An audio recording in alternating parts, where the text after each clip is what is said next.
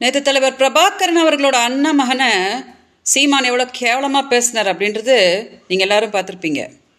சீமானுக்கு கோவம் வந்தால் தலைவர் பிரபாகரன் அவர்களே அவரோட உருவத்தை கேலி பண்ணும் விதமாக குண்டமக அப்படின்னு தான் என்கிட்ட கேவலமாக பேசுவார்.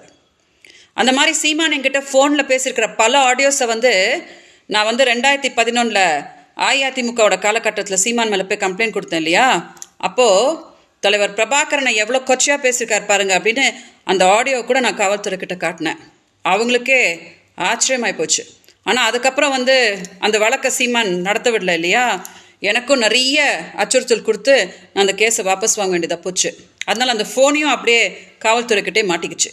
இன்றைக்கி அந்த ஃபோன் என்கிட்ட இருந்துச்சுன்னா உலகமே ஷாக் ஆகிறபடி நிறைய ஆடியோஸை சீமான் தலைவர் பிரபாகரனை பற்றி கொச்சையாக பேசியிருக்கிறத நான் டெலிகாஸ்ட் பண்ணி காட்டி இருந்திருப்பேன்.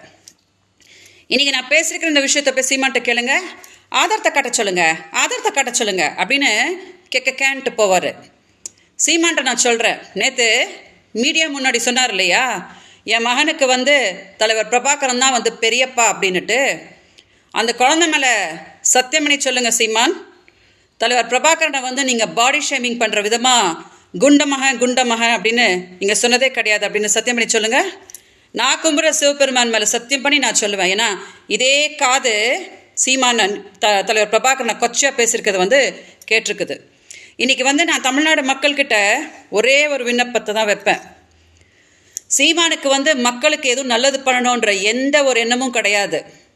அரசை துன்படுத்திக்கிட்டு மக்களை ஏமாற்றிக்கிட்டு தலைவர் பிரபாகரனை கொச்சப்படுத்திக்கிட்டு சீமானுக்கு இருக்கிற ஒரே நோக்கன்றது பணம் பண்ணுறது மட்டும்தான்.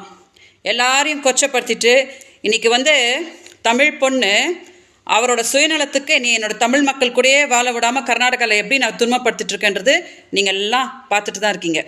அதனால் நான் என்ன கேட்குறேன் தெரியுமா, எல்லார் வாழ்க்கையும் சீரழிச்சிட்டு மக்கள்கிட்ட போய் ஓட்டு கேட்டு மக்கள் ஓட்டு போட்டுட்டாங்கன்னா நம்ம முதலமைச்சர் ஆகலாம் அப்படின்னு சீமான் நினைக்கிறாரு இல்லையா, அதுக்கு சரியான பதிலடி நீங்கள் தான் கொடுக்க முடியும். அதனால் தயவு செஞ்சு என்னைய நேசிக்கிறவங்க யாரும் சீமானை ஆதரிக்காதீங்க.